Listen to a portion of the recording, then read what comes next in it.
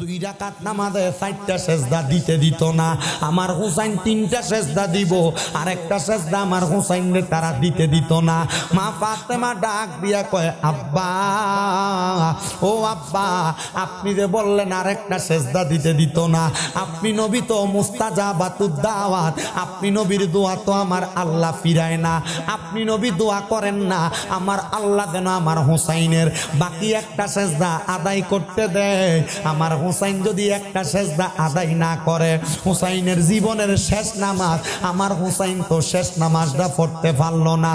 আমার দয়াল নবী রাহমাতুল লিল আলামিন নবী ডাক দিয়া কয়, ফাতেমা আমার হুসাইনের বাকি একটা সেজদা দুনিয়াতে দিবে না রে ফাতেমা, আমার হুসাইন ওই সেজদাটা কাল হাসরের ময়দানের মধ্যে আমার আল্লাহর কুদরতি কদমের মধ্যে দিবে।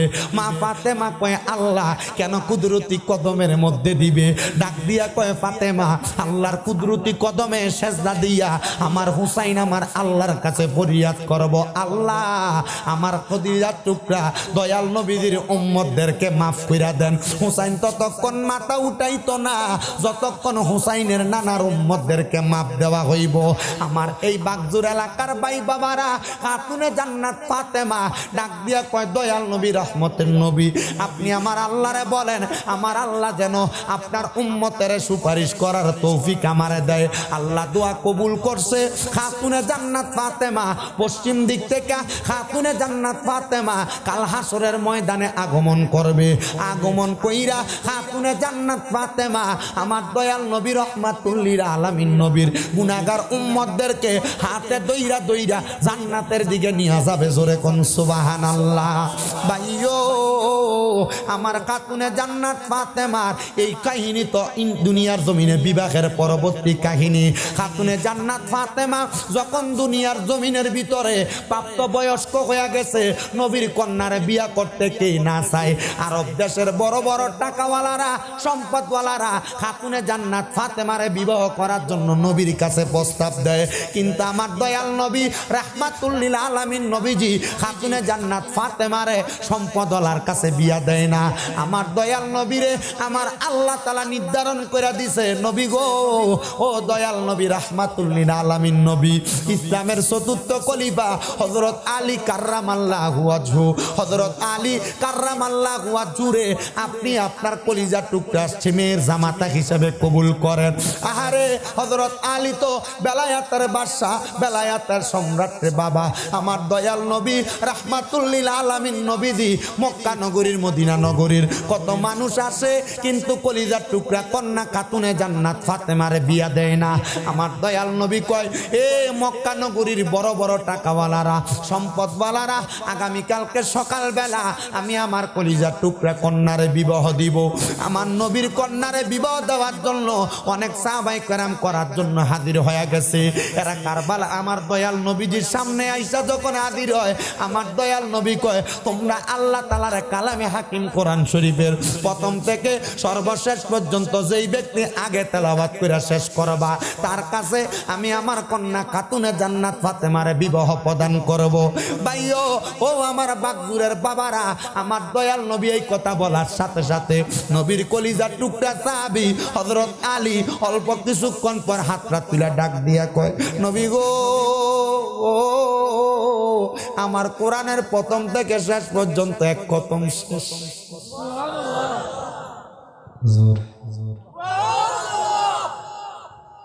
হযরত আলী কিয়ের বাদশা?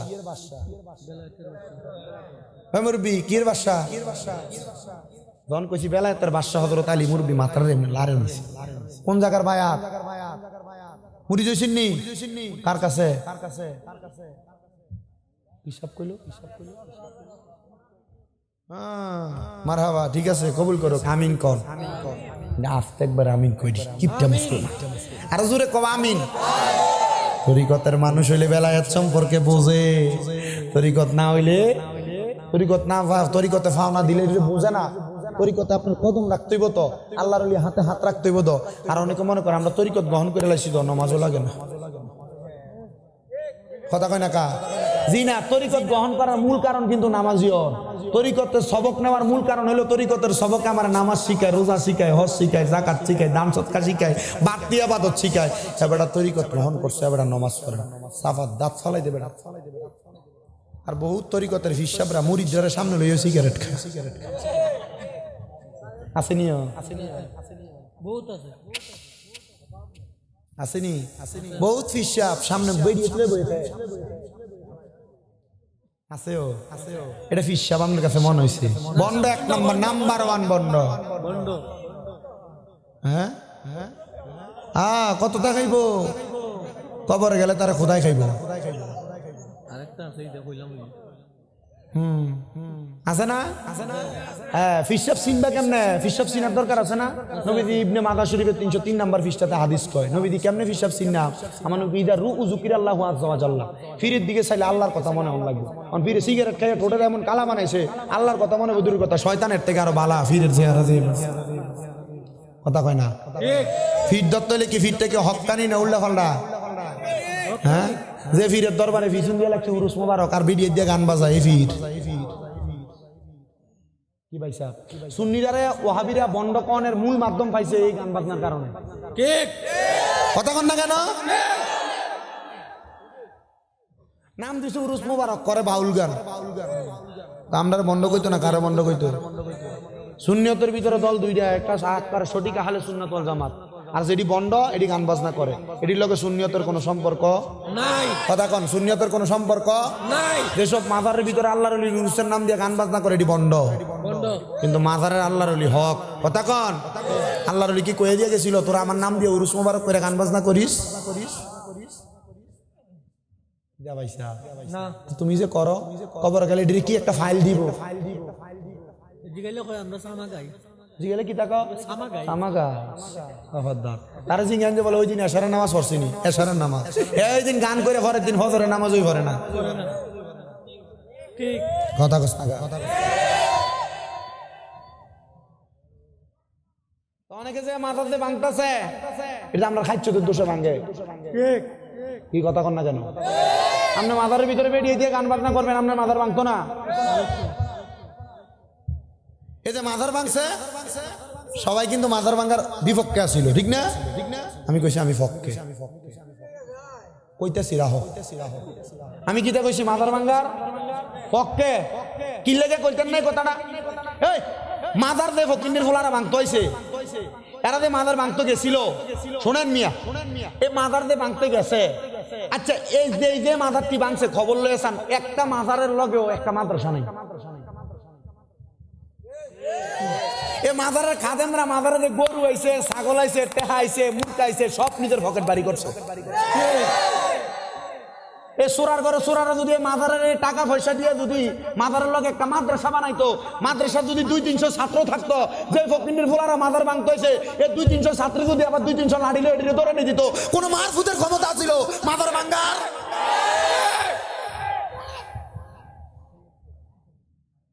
আপনি বুঝছেন না মনে হচ্ছে? জি জি, এর লাগে আমি মাজার ভাঙার পক্ষে আছিলাম। উচিত আবার আমি কইছিলাম এই কারণে পক্ষে, ভাই হুদাই মাজারে ভাঙ্গস উপর রিফটিয়ে না ভাঙ্গস, কথা কয় না, উপরে কিতা ভাঙ্গে? আল্লাহ না কইছে, আল্লাহ কইছে না কোনো কিছু? কি কইছে? সাবধান এই আউলিয়া কেরামের ব্যাপারে। আবার আল্লাহ আরেক জায়গায় কই দিছে, হ্যাঁ মান আদালি ওয়ালিয়ান ফাকাদ আযামতুহু বিহিল হারব। যারা আল্লাহর ওলিদের সাথে দুশমনি করে, বেয়াদবি করে, আমি আল্লাহ এদের লগে যুদ্ধের ঘোষণা করি। বন্ধুদাত মাজারে ইটটি না ভাঙ্গা পারলে মাজারের তলটা পর্যন্ত ভাঙ্গা দেখাইস, তুই দেখবে আল্লাহর ওলি জিন্দা না মরা। উপর দিয়ে ভাঙ্গা জাগা। আর ভাললে যদি এক মার বুকের দুধ খেয়ে থাকস, আর যদি এক বাপের জন্মইয়া থাকস, ঘোষণা দিয়ে আস যে আগামীকাল কমকের মাজার ভাঙ্গাম, এরপরে সুন্নি জনতা তোর ভাই টেঙ্গি ভাঙবো। সুরের মতো যে হামলা করে, তো সুরের মতো হামলা তো এজিদে করছিল, মুনাফিক ইহুদিরা করছিল, তো তোরা সুরের মতো হামলা করিস কেন? সুর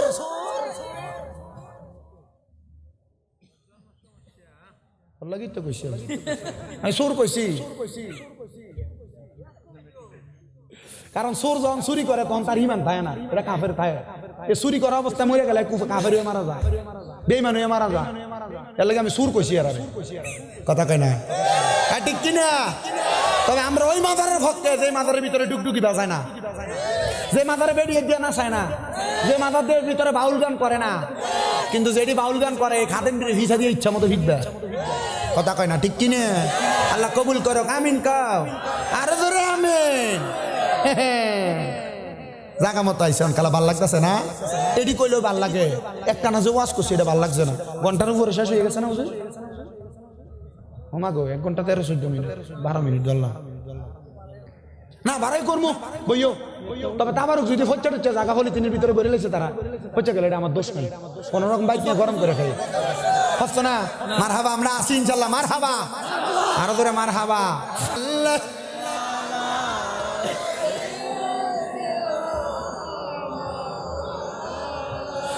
মুহাম্মদ ওয়ালা মাওলানা। হে আমার বাজান, সকল সাহাবায়ে কেরাম হাজির। মাওলা আলী কই ইয়া রাসূলুল্লাহ আমার কোরআন খতম শেষ। সুবহানাল্লাহ, আরো জোরে কোন সুবহানাল্লাহ। ইয়া রাসূলুল্লাহ শেষ। আমার দয়াল নবী কয়, আমার নবী জানেনি, জানেনি জানে, কিন্তু আমার নবী আবার জিগায়, কারণ সাহাবীরার মনে প্রশ্ন থাকবো। নবী কয় আলী, সবাই তো কোনো সূরা কোরআনুল কারীমের একটা পয়রা শেষ করতে পারে নাই, তুমি কেমনে কোরআনুল কারীম খতম করলা? হযরত আলী কয় ইয়া রাসূলুল্লাহ, ইয়া হাবিবাল্লাহ, আপনি নবীর জবান মুবারক একদিন আমি শুনছি, একবার সূরা ফাতিহা, 3 বার সূরা ইখলাস তেলাওয়াত করলে আমার আল্লাহ তাআলা ওই ব্যক্তির আমলনামার ভিতরে একটা কোরআন খতমের সওয়াব দিয়া দেয়। নবী গো, ওইটার মাধ্যমে আমি কোরআন তেলাওয়াত শেষ করছি। আমার নবী কয় আলী, তুমি তোমার পরীক্ষার মধ্যে কামিয়াব, তোমার সঙ্গে আমার খাতুনে জান্নাতের বিয়া হইয়া যাইবা। এমনি এমনি বেলায়েতের বাদশা বানাইছে বাজান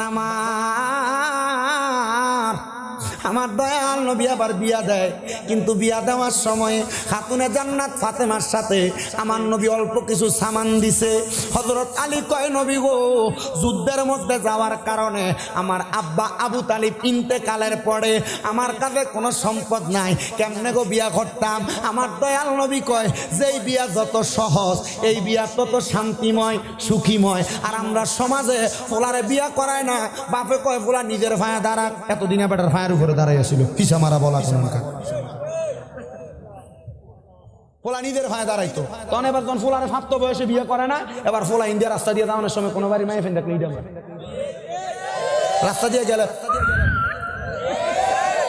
কারেনি এই ফুলা প্রাপ্ত বয়স্ক অনের পরে ফুলার বাপে যদি ফুলার ওই বয়সে বিয়ে না করায়, এই ফুলা যত গুনার কাম করব, অন্য কোন নারীদের সাথে সম্পর্ক করব, এই ফুলা যা গুনাহ করব সব গুনাহ বাপের আমল নামাইলে হইব। আপনি ফোলারে বিয়ে করান না, ফোলার 20-22 বছর হয়ে গেছে বিয়ে করে না। আরে ফোলার আমার মতে 18 বছর 17-18 বছর হইলে বিয়ে করে তো তাড়াতাড়ি না, নিজের ফায়দা রাখ, এবার ফায়দা রয়েছে দমকার কাটা কোনখানকার কথা কয় না, ঠিক কিনা? চিন্তা করে ফোলা বিদেশ দেবো, বিদেশির মাই ওই বিয়ে করাইব, ছোট্টা কোনখানকার ছোট্টা বেড়া না, এমন নিয়ত না।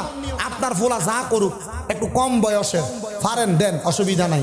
একবার কম রিক্সার ড্রাইভার কৃষকের মাইও যদি ফারেন বিয়ে করে দেন, তেতে ফ্যাম ফিরিতি করতো, তে নিজের বেডির লোকে ফ্যাম করবো। কথা দি কয় না দি না, অনকালে বিয়ে করাইতো না, না না না আমার বলা ছোট কথা কয় না, ঠিক কিনা? এই মা বাবার এটা মনে রাখবেন, ফোলার প্রাপ্ত বয়স হয়ে গেল যদি বিয়ে করবো দিবেন করাইয়া, অন ফোলা ফাইন কইতে পারে না, অমুক রে দিয়া অন কয়ও না, চিন্তা করে ডর লাগে, কেমনে কইতে বাপের কাছে কইলে যে ফিসালে ধরে নিবারে, তুই নিজে খাইতে পারত না বিয়ে করাইতাম তোরে। মনে রাখেন, বিয়া করাইলে যে মাইয়া ঘরে আইব, ওই মাইয়া রিজিক লই আইব। আরে বিয়ে করাইলে আল্লাহ তাআলা বরকত দান করবো। ফোলার কামাই যদি হয় 5,000, বিয়ার পরে দেখবেন 10,000। কথা কয় না, ঠিক কিনা? করাইবেন নি বিয়ে তাড়াতাড়ি ফোলা ফাইনে রে? হ্যাঁ করাইবেন, লাড্ডুটা করাইবেন। ফোলারে ডাহা ভাড়াই দেয়, ডাহা কাম করাইবার লাগে, কাম করো তো ফোলা হেনে দিয়ে ফেম করে, তো ফোলা কামাই করে 8,000, ফিরিত করে মায়ের লোকে মোবাইলে কথা কয়ে শেষ করে 4,000। তুমি বাপে লাস্ট দিয়ে ফুট লাড়াই হও। বিয়ে যদি করাই দিতা নিজের বউরে খাবাইতো। কথা কয় না, ঠিক কিনা? ঠিক রাস্তাটা ক্লিয়ার হইতেছে।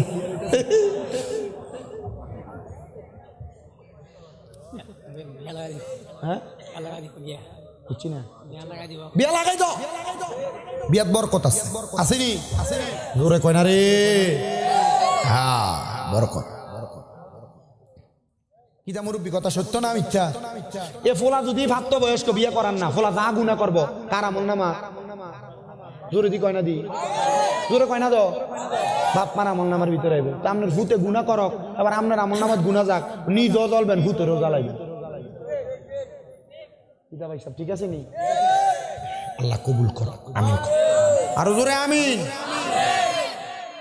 মোটামুটি 18-19-20 বছরে রে বিয়ে করে কাগজ চিন্তা করেন নকল কাগজ বাংলাদেশ তো নকল হুজুর দিয়ে বিয়ে করাই নেবেন যখন বয়স হয়ে সারবো তখন ফয়জনের রেজিস্ট্রি করবে কথা কই না হ্যাঁ হ্যাঁ জেল খাটতো হুজুরে কিতা ভরাই দিবেন আপনি কিতা কথা তো ফলা কি জিনা করতাম না কথা কয় না তুই ফলা জিনা করতো ফলার বিয়ে না করাইলে যদি ফলা অন্য বেডির দিকে নজর অন্য মায়ের দিকে নজর তো ফলা জিনা করবো না কথা কয় না কেন আমি মনে করি বাংলাদেশের বিবাহের যে বয়সের হার এটা কমানোর দরকার এতে মায়ের 18 বছর দিছে 18 বছর মায়ের রাস্তা বেডির মতো দেখা যায় কথা কয় না কেন 14-15 বছর হলে মায়ের মাসাল্লাহ ভাবতো বয়স্ক দেখা যায় কথা কয় ঠিক কিনা আর নাহলে সিস্টেম এটা করে দেন যে মায়ে ফাইনের 14 বছরের পরের থেকে বিয়ে করান যাবো পোলা ফাইনের 17 বছর পরের থেকে বিয়ে করান যাবো তবে এক লগে দিব 18 বছর পর আর 21 বছর পর তৈলে তো আর কোনো সমস্যা হয় না ঠিক কিনা না বিয়াটারে সহজ করতো না ওই জিনা ব্যবচারে সহজ করে দিব দেখ ওর দিনা এটির আমল নামার ভিতরে গুণে এটির ভিতরে যাবে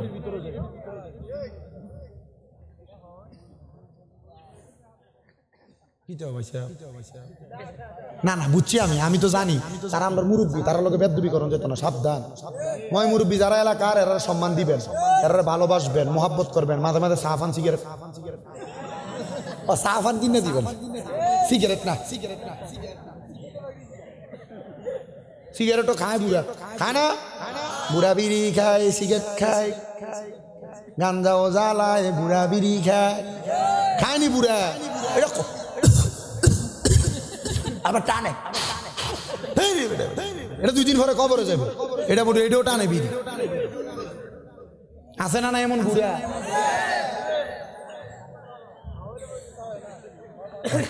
সরম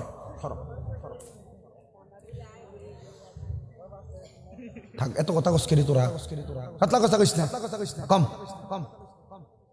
তো হযরত আলী রাদিয়াল্লাহু তাআলা আনহুর কাছে বেশি টাকা পয়সা নাই হযরত ওসমান রাদিয়াল্লাহু তাআলা আনহু ডাক দিয়া কয় ভাই আলী জি পরে আমি তোমারে আমার তরবারিটা দান করলাম মারহাবা এই তরবারিটা বাজারে বিক্রি করবা বিক্রি করে তোমার বিয়ার সামান কিনায় আনবা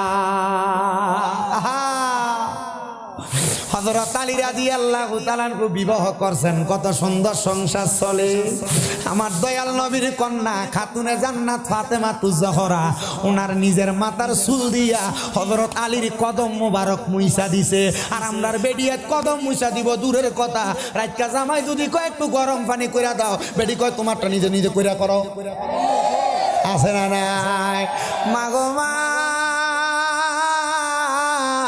ও আমার বাগ জোরার মা বোনেরা বানিয়াসং থানা না সদর বানিয়াসং থানার মা বোনেরা হবিগঞ্জের মা বোনেরা গো যদি মা ফাতেমার লগে জান্নাতে যাইতে চাও স্বামীর খেদমত করো গো মা দমক দিও না স্বামীর কথা অমান্য করে হবিগঞ্জের ব্রিজে যাইও না ফুচকা খাইবার লাইগা আপনারা কোন এমন অবাধ্য মহিলা আছে না না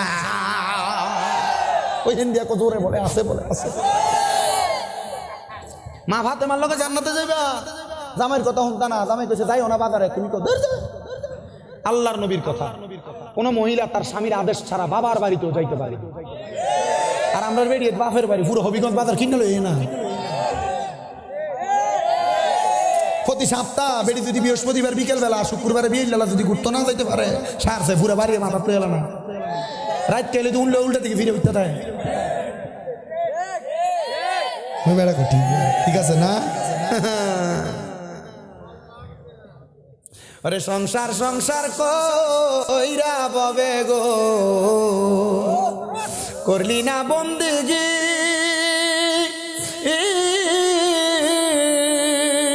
ওরে কিভাবে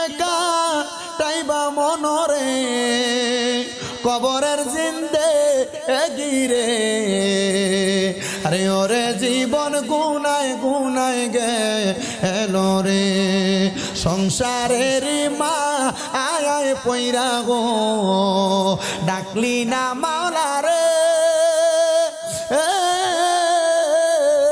হিসাব কিন্তু দিতে হবে রে ওই পারে হাসো ওরে রে আরে ওরে জীবন গুনায় গুনায় গেলো রে হায় রে ওরে জীবন গুনায় গুনায় গেলো রে আরে বাড়ির পাশে পুকুর পারে গো বাঁধবি সুখের গো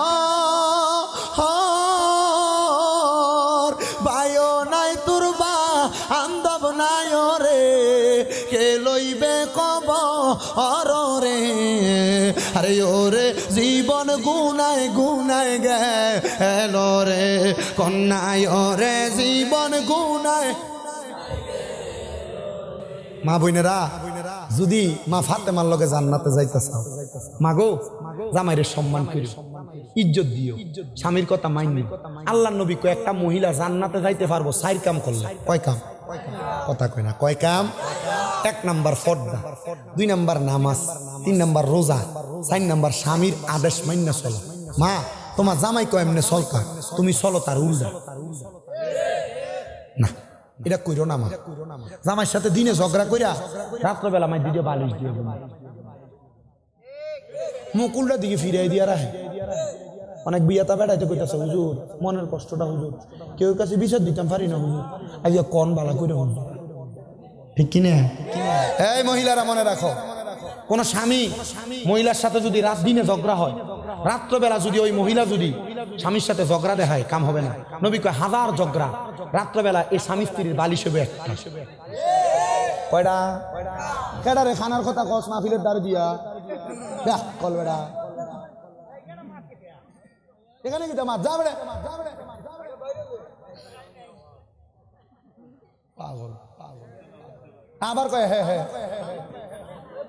দেখছি নাকি বাত নতুন দৌড়া আবার দৌড় দিছে এটা চিন্তা রাখ বিরিয়ানি দেওয়ার সময় এটা বিরিয়ানি দিস না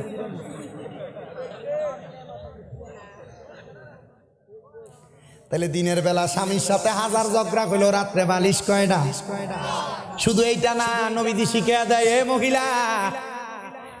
মহিলারা এ স্বামী স্ত্রী রাত্রবেলা ঘুমানোর সময় একজন আরেকজনের সাথে যত ক্লোজ থাকবে লাইগা থাকবে আর সারা পৃথিবীতে তাদের সারা খালি যত জায়গা থাকবে আমার আল্লাহ তাআলা ওই খালি জায়গাগুলা রহমত দিয়া ভরপুর করে দিবে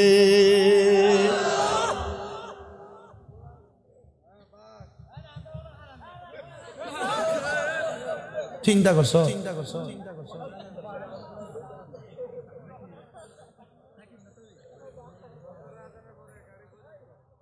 নবী শুধু এই কথা বলে না অনেক মহিলারা জামাইর লগে ঝগড়া করে বাপের বাড়িতে জায়গা সাবধান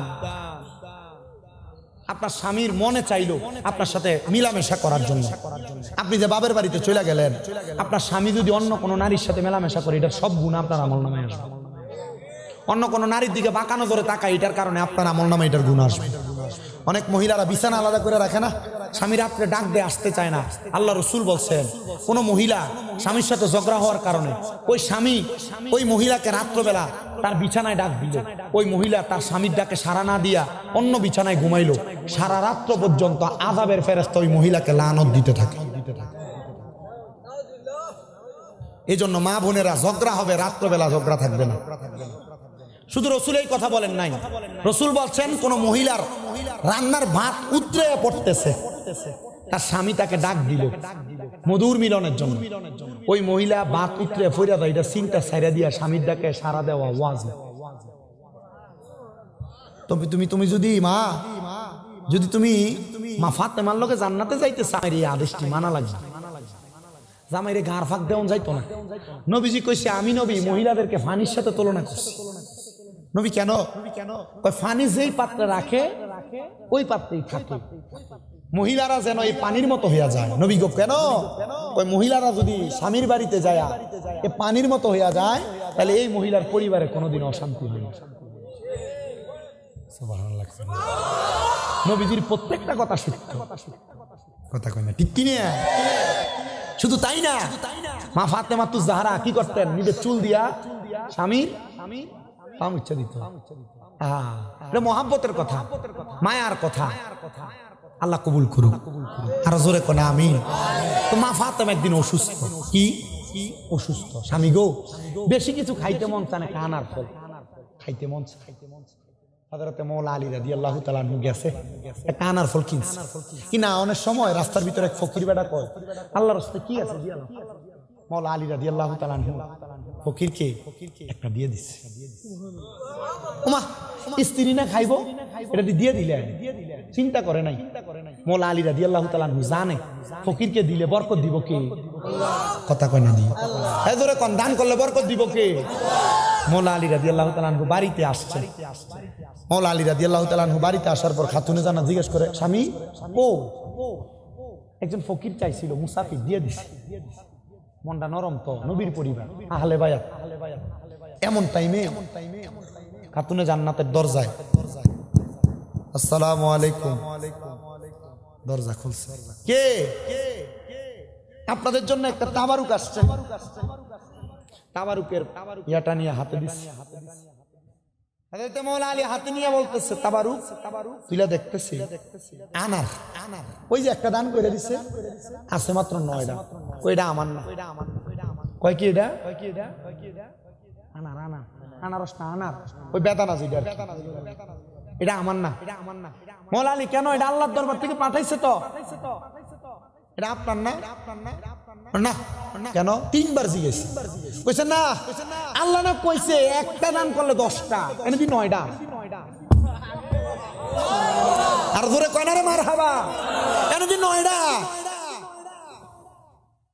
যিনি আসছিল তিনি আল্লাহর রহমতের ফেরেশতা জিবরাইল আলাইহিস সালাম। মারহাবা বাইর করে দিয়ে দিছেন আর কাস্তিনের ভিতর থেকে। আল্লাহ 10টাই দিছিল। আপনি যে বেলায়েতের বাদশা হইছেন এমনি হইছেন না, আপনার বুঝ আছে, এজন্যই নবী আপনার বেলায়েতের বাদশা বানাইছে। জোরে কোন মারহাবা। ওরে বেলায়েতের মুর্শিদ হইয়া আসিলেন দিনের নবী, আরে মুর্শিদকে না পাইলে কি আর রাসূল পাবিনি? কন্যা মুর্শিদকে না পাইলে কি আর রাসূল পাবিনি? জোরে কন্যা মারহাবা। বাদানো ও বাগদুর এলাকার ভাই বাবারা, বন্ধুরা, খাতুনে জান্নাত ফাতেমার স্বামী হযরতে মাওলা আলী যদি হাতের একটা আনার ফল দান করে দিয়া আল্লাহর পক্ষ থেকে 10টা আনার ফল সহযোগিতা পায়। আমরা যদি এই জান্নাতের বাগানে বৈশা নিয়ত করি আমরা বেশি বেশি আল্লাহর রাস্তায় দান করব, আল্লাহ তাআলা ওই দানের পরিমাণ সম্পদ রে আমার আল্লাহ 10 গুণ করে আমরারে দিতে পারে কি পারে না? শুধু তাই না রে, তাই না রে, তাই না। আমার আল্লাহ তাআলার বান্দা যখন দান করে আমার নবী কয় আসাকিউ হাবিবুল্লাহ, দানকারী হইল আমার আল্লাহ পাকের বন্ধু।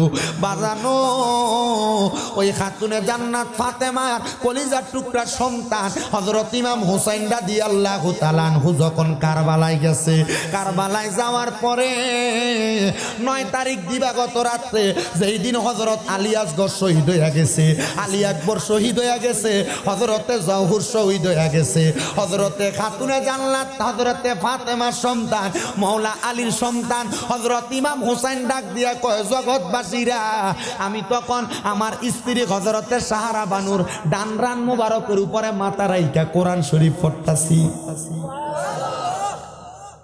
স্ত্রীর ডান উরুর মধ্যে কোলের মধ্যে মাথা রাইখা জামাই কোরআন তেলাওয়াত করা কিন্তু এটা সুন্নাত। ধরবে না, এর নিজে চিন্তা করতেছে আমি কোরআন শরীফ পড়ি, আমি এটা সুন্নত, আমি নিজেই তো কোরআন শরীফ পড়তাম পারি না। কথা কয় না। আর রাতকে যে সিগারেট খাইয়ে যে ঘরে যা, এর মোর ভিতরে গুড় গন্ধ সাথে খারাপ গন্ধ। এই স্ত্রীর কোলে শুইব করতে কে? কথা কয় না, ঠিক কিনা? আরে